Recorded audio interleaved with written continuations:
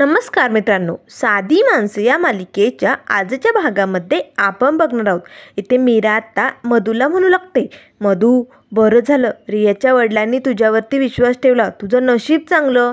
त्यावर लगेच मधू म्हणू लागते, नाही ताई, अगं काही नशीब वगैरे चांगलं नाही, त्यांनी माझ्यावर विश्वास ठेवलाच नाही. आता मात्र मीराला धक्काच बसतो, मग कसं शक्य झालं, तू कसं रियाला घेऊन आली. त्यावर मधू म्हणू लागते, ताई सांगते, अगं आम्ही जेव्हा रूममधनं बाहेर आलो ना तेव्हा लगेच तिच्या बाबांनी आम्हाला थांबवलं. आता तिचे मम्मा आणि बाबा आमच्याजवळ आले तेव्हा लगेच रिया म्हणू लागते, काय झालं डॅडा, आम्ही निघालोच होतो ना शॉपिंगला. त्यावर तिचे बाबा म्हणाले, हे बघ रिया, माझा ना विश्वास बसत नाही आहे की ही तुझी मैत्रीण येते, मला नाही वाटत ही तुझी मैत्रीण असेल म्हणून. तेव्हा लगेच रिया म्हणू लागते, डॅडा अरे तू काय माझ्या प्रत्येक मैत्रिणीला भेटला का, अरे ही माझी अगदी खास मैत्रीण आहे डबिंग स्टुडिओमधली, आणि तुला माहिती, अरे मला कसली मदत असली ना तरी मधुरा सगळं काम टाकून माझ्या मदतीसाठी धावून येते. अरे खरंच माझी खूप बेस्टी मैत्रीण आहे ती. तेव्हा लगेच तिची मम्मा म्हणू लागते, पण रिया आजपर्यंत आम्ही कधीही तुझ्या तोंडून नाव कधीच काही ऐकलं नाही, मग अचानक कशी झाली ही उपस्थित. तेव्हा लगेच आता मधू म्हणू लागते, कसं आहे ना काकी, अहो रियाने मी खूप गप्पा मारायचो आणि आमचं पहिल्यापासून ठरलं होतं की रिया तिच्या लग्नात लेहंगाच घेणार, पण आता म्हणाली की नाही मी फक्त साड्याच घेतल्यात, म्हणून म्हटलं की मीच आग्रह केला, चल रिया आज लेहंगा घ्यायचा म्हणजे घ्यायचा, म्हणूनच तर मी तिला घ्यायला आले ना. त्यावर लगेच आता विक्रांत म्हणू लागतो, हो का, मग तुझा आय डी दाखव, मला बघायचं आहे तुझा आय डी. आता मात्र रियाला आणि मधूला तर धक्काच बसतो, अरे बापरे, आता हिचा आय डी कुठून दाखवणार. तेव्हा लगेच आता इथे रिया म्हणू लागते, अरे डॅडा तुला माहिती, अरे मधुराना नेहमी आय डी विसरत असते, ती कशाला आय डी आणेल, आणि खरेदी करायला आय डी थोडी लागते. तेव्हा लगेच आता शलाका म्हणू लागते, रिया अगं तू तुझा आय डी स्वतःजवळ कायम ठेवत असते ना, आणि आम्ही विचारल्यानंतर तू काय उत्तर देते की तुम्ही डबिंग स्टुडिओमध्ये काम करताना तुम्हाला कधीही आय डीची गरज असते, त्यामुळे ते कधीही विसरून चालत नाही, ते बरोबरच ठेवायचं असतं. मग ही पण डबिंग स्टुडिओमध्ये काम करते ना, मग हिच्याबरोबर का नाही आय डी, आम्हाला ते बघायचंच आहे आता. तेव्हा लगेच आता रियाला मात्र काय बोलावं काही सुचत नाही. त्याच वेळेस आता रिया म्हणू लागते, डॅडा अरे तुला माहिती आहे मधुराना नेहमी आय डी विसरत असते, आजही विसरली असशील ना मधुरा, बोल ना मधुरा, विसरली ना तू. आता मात्र त्याच वेळेस इकडे सत्य आता मधुला म्हणू लागतो, मधू दाखव आता त्या ढवळ्याला तुझा झटका.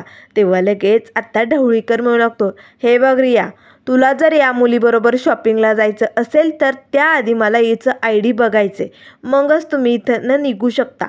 तेव्हा लगेच आता रिया म्हणू लागतो, अरे डॅडा पण. त्याच वेळेस आता मधू लगेच आपल्या खिशातनं आय डी कार्ड काढते आणि लगेच विक्रांतच्या हातात देते. आता मात्र त्यावरती मधुराचं नाव, डबिंग स्टुडिओ असं खूप काही काही लिहिलेलं असतं. आता ते बघून लगेच शलाका आणि विक्रांतचा तर विश्वासच बसतो, ही डबिंग स्टुडिओमधलेच आहे, म्हणजे नक्कीच ही रियाची मैत्रीण आहे. ते दोघेही आता लगेच रियाला म्हणू लागतात, ठीक आहे रिया, आम्हाला काहीच प्रॉब्लेम नाही, पण तू खरेदी करण्यासाठी पैसे घेतले ना. तेव्हा रिया म्हणू लागते, डॅडा अरे आजकाल सगळं काही ऑनलाईन होतं, आम्ही ऑनलाईनच पेमेंट करणार आहोत, चल मग आम्ही निघू का. तेव्हा लगेच आता रिया आणि मधू अशा प्रकारे तिथनं सटकलेले असतात. आता बाहेर येताच आता रिया म्हणू लागते, मधू अगं ते आय डी कार्ड अचानक कुठनं आलं तुझ्याकडे, आणि ते हुबेहूब डबिंग स्टुडिओमधलं. तेव्हा लगेच आता मधू म्हणू लागते, हे बघ रिया, हे सगळं काम आपल्या सत्यादादाचं आहे, सत्यादादा की जय, त्यामुळे उशीर करू नको, चल पटकन, असे म्हणून आता मधूने बरोबर रियाला ढवळीकरच्या घरातनं बाहेर काढलेलं असतं. तेव्हा लगेच आता मीरा म्हणू लागते, अरे बापरे मधू, तू तर खूपच हुशार निघाली.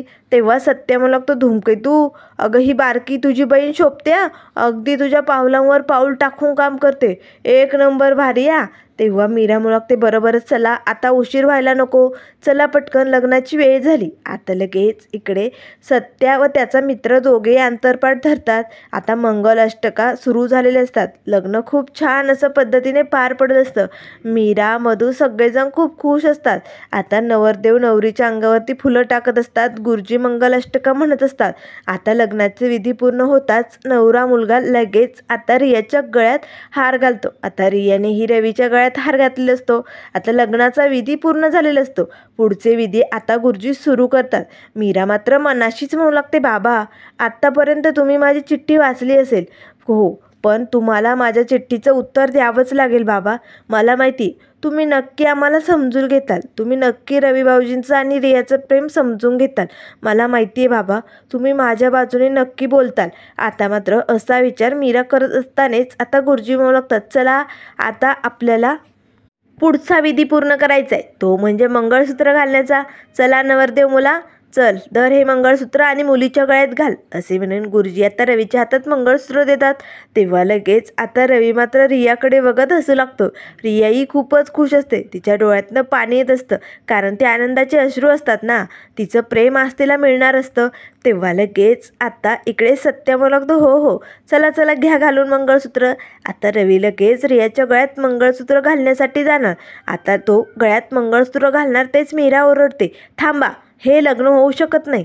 आता मात्र रवी रिया सगळ्यांना धक्काच बसतो. सत्य आता धूमकेतूकडे बघू लागतो आणि म्हणू लागतो, धूमकेतू अगं तुझं डोकं फिरलं की काय, असं अचानक तू लग्न होऊ शकत नाही असं कसं म्हणू शकते धूमकेतू. तेव्हा मीरा म्हणू लागते, नाही हे लग्न नाही होऊ शकत. त्यावर रवी म्हणू लागतो, वहिनी अगं काय झालंय. रिया आणि रवी दोघेही उठून उभी राहतात. आता मात्र त्या दोघांनाही काही सुचत नाही. अचानक मीरा वहिनीला काय झालंय.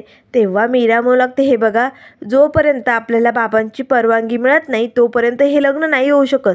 तेव्हा सत्या म्हणू लागतो, धूमकेतू अगं डोक्यावर पडल्यासारखे का वागते, अगं बाप कशाला परवानगी देईल. आणि हे बघ धूमकेतू, आत्तापर्यंत सगळं काही झालंय, आता हे लग्न होणं खूप महत्त्वाचं आहे. इतक्या वेळ तर या रियाच्या बापाला ढवळीकरला समजलं पण असेल, तो इतक्यात इकडे येईला, त्याआधी आपल्याला हे लग्न लावायचे धूमकेतू, आपल्याकडे वेळ कमी आहे. तेव्हा मीरा म्हणू लागते, नाही जोपर्यंत बाबांची परवानगी मिळत नाही तोपर्यंत हे लग्न मी होऊ देणार नाही. तेव्हा सत्या म्हणू लागतो, धूमकेतू अगं काय झालंय तुला, अशी का वागते धूमकेतू. तेव्हा रवी म्हणू लागतो, वहिनी अगं बाबा तर आमच्या प्रेमाच्या विरोधात आहे आणि ते कशाला परवानगी देतील, मग हे लग्न नाही होऊ शकत वहिनी. तेव्हा मीरा म्हणू लागते, नाही रवी भाऊजी आपल्याला बाबांची परवानगी घ्यावीच लागेल. तेव्हा सत्या म्हणू लागतो, धूमकेतू अगं बापाला मी समजावेल. तेव्हा मीरा म्हणू लागते, तुम्हाला माहिती नाही का, अहो बाबांची परिस्थिती मागे किती बिघडली होती. जर त्यांना असं अचानक कळालं तर त्यांना मोठा धक्का बसू शकतो, त्यांच्या तब्येतीला काही होऊ शकतं. डॉक्टरांनी आपल्याला तेव्हाच सांगितलेलं आहे त्यांना असा कधीही धक्का द्यायचा नाही ज्यामुळे त्यांना त्रास होईल. त्यामुळे मला बाबांना हे सगळं आधी सांगावंच लागेल, त्यांची परवानगी असेल तरच आपण हे लग्न करूया. तेव्हा सत्य म्हणू लागतो, धूमकेतू. त्यावर रिया म्हणू लागते, मीरा प्लीज असं नको करू गं, आजपर्यंत रवी आणि मी खूप काय काय भोगलं आहे, आम्ही आता एकत्र येणार आहोत गं, प्लीज आता आम्हाला थांबू नको.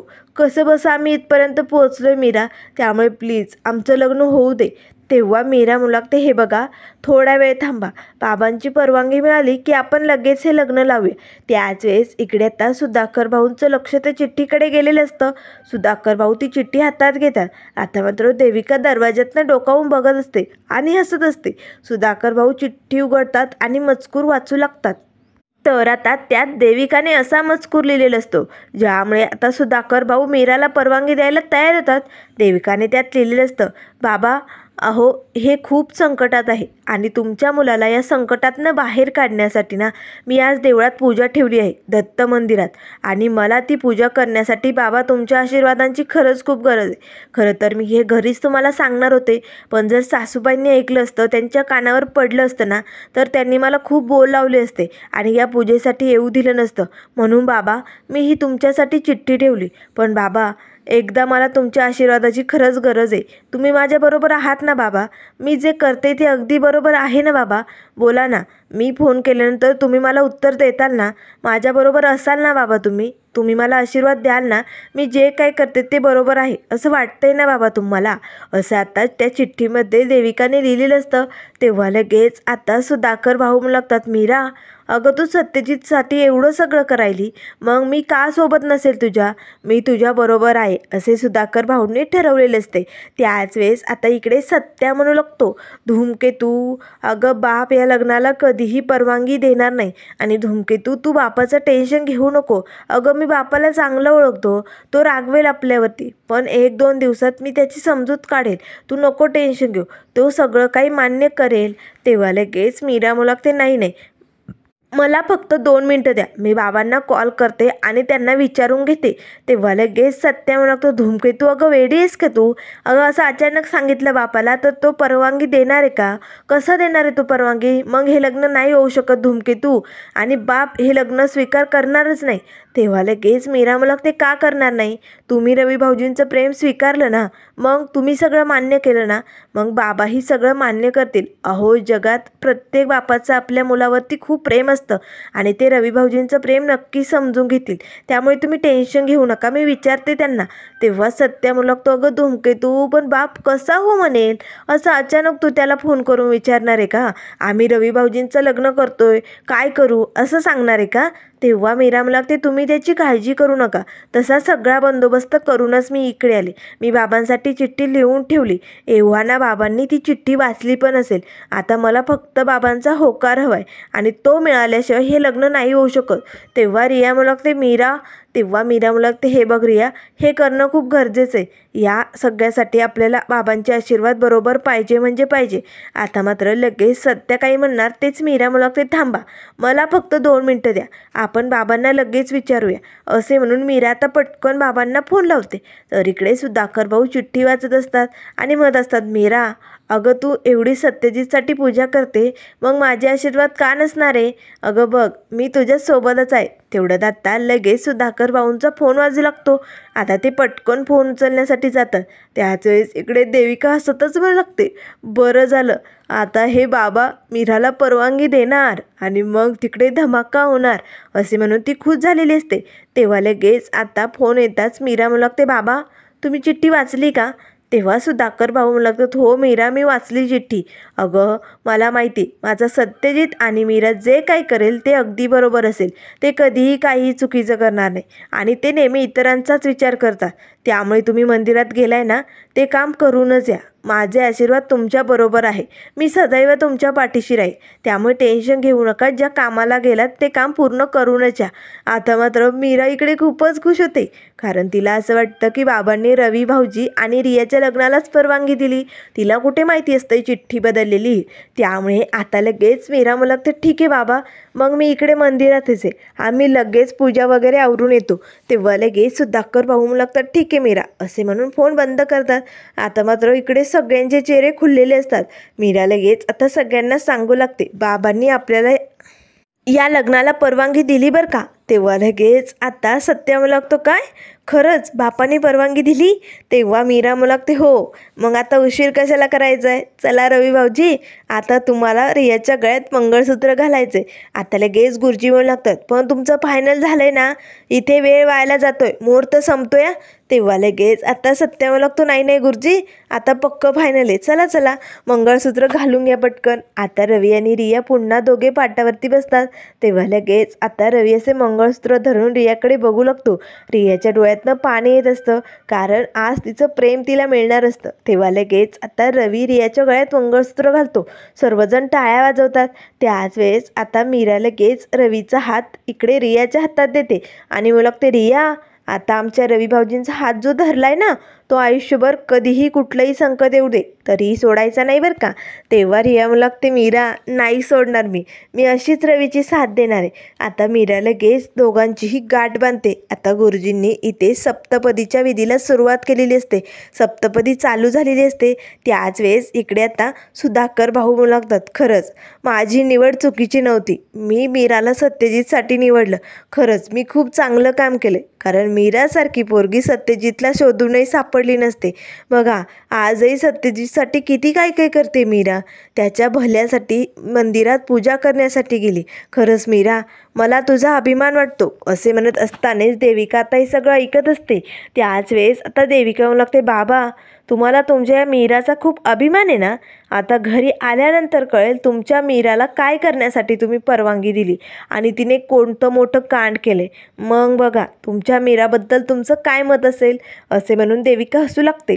त्याच वेळेस आता इकडे सप्तपदीचे विधी झालेले असतात. लग्नाचे सगळे विधी पूर्ण झालेले असतात. लग्न पार पडलेलं असतं. तेव्हा लगेच गुरुजी म्हणू लागतात, चला आता आपलं लग्न पूर्ण झालेलं आहे, आता सगळे विधी संपलेत बरं का. तेव्हा लगेच आता आता सर्वजण टाळ्या वाजवतात. त्याच वेळेस आता रवी आणि रिया दोघेही सत्यादादा आणि मीरा वहिनीचं दर्शन घेतात. तेव्हा आता मीरा ही दोघांना भरभरून आशीर्वाद देते. त्याच वेळेस सत्याचे मित्र म्हणू लागतात, अरे भावा आता लग्न झालंय, मग आता पुढे काय? तेव्हा रवी लागतो, पुढे काय, कुठे काय? त्यावर रिया आता हसू लागते. तेव्हा त्याचे मित्र म्हणू लागतात, अरे लग्न झालंय ना, मग आता तुला हनीमूनला नाही जायचंय का? तेव्हा रवी म्हणू लागतो, अरे बाबांनो आत्ताच लग्न पार पडलंय, मला जरा श्वास तर घेऊ द्या. तेव्हा लगेच सत्याला मात्र राग येतो. त्याच वेळेस आता त्याचे मित्र म्हणू लागतात, अरे नाही नाही, वेळ व्हायला घालवायचं नाही, हीच वेळ असते कुठेतरी बाहेर फिरायला जाण्याची, नंतर काय बी होत नाही आहे. त्यामुळे आत्ताच तू निर्णय घे आणि कुठेतरी हनीमूनला जायचं प्लॅन कर. तेव्हा लगेच सत्या म्हणू लागते, गप्प बसा, काय चालू आहे तुमचं? अरे ते दोघे अजून लहान आहे, गप्प बसा, असं काय बी बोलायचं नाही. आता मात्र रिया आणि रवी हसू लागतात. त्याच वेळेस आता लगेच सत्या म्हणू लागतो, धूमकेतू मला ना एक अर्जंट फोन करायचा आहे, मी पटकन फोन करून आलो. असे म्हणून सत्या आता बाजूला जातो आणि कुणाला तरी फोन लावतो. त्याच वेळेस मीरा मात्र सत्याकडे डोळे भरून प्रेमाने बघत असते आणि म्हणू लागते, खरंच आज मला माझ्या नवऱ्याचा अभिमान वाटतोय, कारण आज त्यांनी रवी भाऊजींचं प्रेम स्वीकारलंय. याचा अर्थ म्हणजे त्यांना प्रेमाचा अर्थ समजायला लागलाय. खरंच माझा नवरा खरंच खूप नशिबान आहे. असे म्हणत मीरा आता सत्याकडे बघत असते. त्याच वेळेस गुरुजी येतात आणि सत्याच्या हातात एक सर्टिफिकेट देतात. तेव्हा सत्या धूमकेतूजवळ येतो. धूमकेतू मात्र आता विचारात गोंधळलेली असते, ती विचार करत असते. तेव्हा सत्य लागतो, धूमकेतू अगं कुणाकडे बघते आणि कसला विचार करते? मीरा हसू लागते आणि लागते, कुठे काहीच नाही, ती सत्याचाच विचार करत असते ना. त्याच वेळेस सत्य लागतो, धूमकेतू गुरुजींनी हे सर्टिफिकेट दिले आहे, अगं लग्नाचा पुरावा आहे हा, यावर आपल्याला साक्षीदार म्हणून सह्या करायचे, हे तुझ्याकडे जपून ठेवा धूमकेतू. तेव्हा मीरा मला लागतं, ठीक आहे मी जपून ठेवते. त्याच वेळेस आता सत्या मला लागतो, धूमकेतू माझं एक खूप अर्जंट महत्त्वाचं काम आहे, ते काम मी करून घरी येतो, तोपर्यंत तू यांना घरी घेऊन जा. कसं आहे ना, आता बापाची परवानगी, त्यामुळे घरी जायला काही टेन्शन नाही आहे, त्यामुळे तू जा यांना घरी घेऊन, मी लगेच मागणं येतो. तेव्हा मीरा मला लागतं, ठीक आहे. असे म्हणून सत्या आता इकडे निघालेला असतो, पण मात्र आता धूमकेतूला तो एकटीला घरी पाठवत असतो. तेव्हा मीरा मला लागते, चालेल रवी भाऊजी, रिया चला आता आपल्याला आपल्या घरी जायचे. त्याच वेळेस आता मधू आणि सत्याचे मित्र ओरडू लागतात, अरे भावा आम्हाला पार्टी पाहिजे, पार्टी पार्टी पार्टी असे जोरजोरात ओरडू लागतात. तेव्हा लगेच आता रवी मला लागतो, अरे भावांनो पार्टी देईल की मी, एवढं काय त्यात? त्यावर लगेच सत्याचे मित्र म्हणू लागतात, नाही नाही पार्टी कधी बी होऊ दे, पण आता छोटीशी आईस्क्रीमची पार्टी तर व्हायलाच पाहिजे. तेव्हा लगेच आता ते रियाला म्हणू लागतात, वहिनी वहिनी पार्टी हवी आम्हाला. तेव्हा रिया म्हणू लागते, ठीक आहे गाईज, आपण करूया पार्टी. मग एक काम करूया मीरा, आपण ना घरी जाण्याआधी आईस्क्रीम खाऊया आणि मग घरी जाऊया. त्याच वेळेस रिया म्हणू लागते, सॉरी आता तू माझी ऑफिशियली वहिनी झाली ना, मग मला आता मीरा वहिनी म्हणावं लागेल. तेव्हा मीरा मात्र हसू लागते. त्याच वेळेस रिया म्हणू लागते, बरं मीरा वहिनी, आपण ना आधी सगळे आईस्क्रीमची पार्टी करूया आणि मग घरी जाऊया. त्यावर मीरा म्हणू लागते, हे बघा तुम्हाला पार्टी करायची ना तुम्ही करा, मला पुढे जाऊन तुमच्या स्वागताची तयारी करायची, त्यामुळे मी जाते, तुम्ही या मागणं. असे म्हणून आता मीरा घरी निघालेली असते. तर त्यानंतर मित्रांनो इकडे देविका आणि पंकज तर वाट बघूनच असतात, कधी एकदा मीरा रवी आणि रियाला घेऊन येते आणि कधी मोठा बॉम्ब फुटतोय याच्याच तयारीत असतात ते. तेव्हा लगेच आता सुधाकर भाऊ इकडे टेबलवरती बसलेले असतानाच ते निरूपाला म्हणू लागतात, निरूपा अगं यावर्षी काय झालं ना काहीच कळत नाही, अगं बघ ना उन्हाळा आहे तरी किती पाऊस येतोय, नेमकं उन्हाळा लागलाय की पावसाळा लागलाय तेच कळत नाही. तेव्हा निरूपा म्हणू लागते, हो ना मला तर खूप अवघड झाले बाई, माझी वाळवण्याची कामही होत नाहीये, आता ऊन नसल्यानंतर माणूस काय वाळवणार सांगा बरं तुम्हीच. तेवढ्यात लगेच आता इकडे पंकज लागतो, देविका मला कंट्रोल होत नाहीये ग, कधी एकदा तमाशा बघेल असं झालंय. तेव्हा देविका म्हणू लागते, कंट्रोल पंकज सगळं काही बघायला मिळणार आहे आणि आनंदही खूप होणार आहे आपल्याला, त्यामुळे थोडा वेळ धीर काढ, आपण तोपर्यंत इकडे मजा घेऊया. तेव्हा पंकज म्हणू लागतो, काय इकडे कसली मजा? तेव्हा देविका म्हणू लागते, थांब तुला दाखवते चल. आता लगेच देविका आणि पंकज दोघेही इकडे बाबांजवळ आणि निरूपाजवळ येतात. तेव्हा लगेच आता देविका मुद्दामून म्हणू लागते, आई अहो सत्य आणि मीरा कुठे दिसत नाहीये, कुठे गेले ते माहिती आहे का? तेव्हाच निरुपा म्हणू लागते, कुठे गेले असतील, हुंदाडायला गेले असतील आणि कुठे जाणार आहेत. त्याच वेळेस सुधाकर भाऊ म्हणू लागतात, निरुपा त्यांचं महत्त्वाचं काम होतं म्हणून ते जरा बाहेर गेले. तेव्हा लगेच आता देविका म्हणू लागते, काय असं काय महत्त्वाचं काम होतं आणि ते कुठे होतं. तेव्हा सुधाकर भाऊ म्हणू लागतात, काही नाही, त्यांचं ना जरा देवळात काम होतं पूजेचं म्हणून गेलेत ते. त्यावर लगेच आता देविका म्हणू लागतं, रे बापरे, देवळात पूजा होती की काय. तेव्हा लगेच आता निरुपा म्हणू लागते, दुसरं काही नाही ग, आपलं नुसतं काम सोडून हिंडायचं आणि दुसरं काय करणारी ती फुलवाली, फक्त काहीतरी कारण लागतं तिला बाहेर जायला. तेव्हा सुधाकर भाऊ म्हणू लागतात, निरुपा मीराला नावं ठेवत जाऊ नको. हे बघ, मीरासारखी गुणी पोरगी तुला शोधूनही सापडणार नाही. अगं खरंच नितळ पाण्यात तिचा असा चेहरा दिसेल अशी पोरगी ती. आणि एक गोष्ट लक्षात ठेव निरुपा, तिला कधीही पाण्यात बघत जाऊ नको. ती खरंच गुणाने खूप चांगली. अगं का सारखी तिला बोलत असते, ती जे काही करते ना ते अगदी योग्य असतं. तेव्हा निरुपा म्हणू लागते, हो, एक शब्द बोलले कुठे नाही तर 17 शब्द सुनावलेत मला. तुम्हाला ना त्यांच्याबद्दल काही बोलायला उशीरच लागत नाही. उलसं काही झालं की लगेच तुमच्या तोंडाचा पट्टा सुरू. त्यामुळे ना मला त्यांच्याबद्दल काही बोलायचंच नाही. असे म्हणून रागाच्या भरातच निरुपा आतमध्ये निघून जाते. तेव्हा लगेच सुधाकर भाऊ म्हणू लागतात, निरुपाच्या तोंडी लागणं म्हणजे ना खूप अवघड. पण निरुपा कधी मीराला समजून घेणार आहे. खरंच मीरासारखी पोरगी कधीही शोधून सापडणार नाही. खूप गुणी आहे ही मीरा. हे कधी समजणार आहे या निरुपाला काय माहिती. असे म्हणून सुधाकर भाऊही आतमध्ये निघून जातात. त्याच वेळेस आता लगेच इकडे देविका म्हणू लागते, पंकज आता बघच, आता याच बाबांना त्यांची मीरा कशी आहे ना हे थोड्याच वेळात कळणार आहे. आणि बघ मग मोठा बॉम्ब फुटणार आहे. तेव्हा लगेच आता पंकज लागतो, देविका अगं कधी बॉम्ब फुटतोय ना असं झालंय मला. एकदा का बॉम्ब फुटला की हे घर असं थरथर थरथर कापणार. आणि मग तो सत्या, मीरा, रवी आणि ती रिया सगळी त्यांची फॅमिली या घराबाहेर जाणार. आणि मग फक्त या घरावर आपलं राज असणार, फक्त आपलं. असे म्हणून दोघेही मात्र खूपच खुश झालेले असतात. तर त्यानंतर मित्रांनो पुढील भागामध्ये आपल्याला बघायला मिळेल, इकडे आता मीरा आणि सत्या घरी पोहोचण्याआधीच गायकवाडांच्या घरी पोलीस आलेले असतात. पोलीस आता दरवाजा ठोठावताच आता लगेच निरुपा आणि सुधाकर भाऊ बाहेर येतात. तेव्हा लगेच आता इन्स्पेक्टर साहेब म्हणू लागतात, सुधाकर गायकवाड, रिया गायब झाली आणि रियाच्या वडिलांनी तुमच्यावर कंप्लेंट केली. तुम्हीच रियाला गायब केले असं त्यांचं म्हणणं आहे. त्यामुळे तुम्हाला आमच्यासोबत यावंच लागेल. असे म्हणून आता इन्स्पेक्टर साहेब सुधाकर भाऊंना अटक करून घेऊन निघालेले असतात. आता मात्र तेवढंच सत्य आणि मीरा येतात. मीराच्या हातात आईस्क्रीम वगैरे असतं. ते सगळं काही पिशवी खाली सांडून जाते. मीराला धक्काच बसतो. आता मात्र इकडे सत्या जोरजोरात, बाप थांब, तू कुठेही जाऊ शकत नाही, बाप ऐक. पण मात्र पोलीस कुणाचं ऐकत नाही. सुधाकर भाऊंना ओढतच लगेच गाडीत बसवतात आणि घेऊन जातात. निरुपाई आता जोरजोरात रडत असते. आता मात्र सत्या आणि मीराला धक्काच बसलेला असतो. हे सगळं काय होऊन बसलंय. आता मात्र या सगळ्यातनं सत्या आणि मीरा सुधाकर भाऊंना कसं सोडवणार हे आपल्याला लवकरच बघायला मिळेल. त्यामुळे मित्रांनो अशाच मालिकेंच्या अपडेट पाहण्यासाठी चॅनलला लाईक करा, सबस्क्राईब करा. व्हिडिओ पाहिल्याबद्दल धन्यवाद.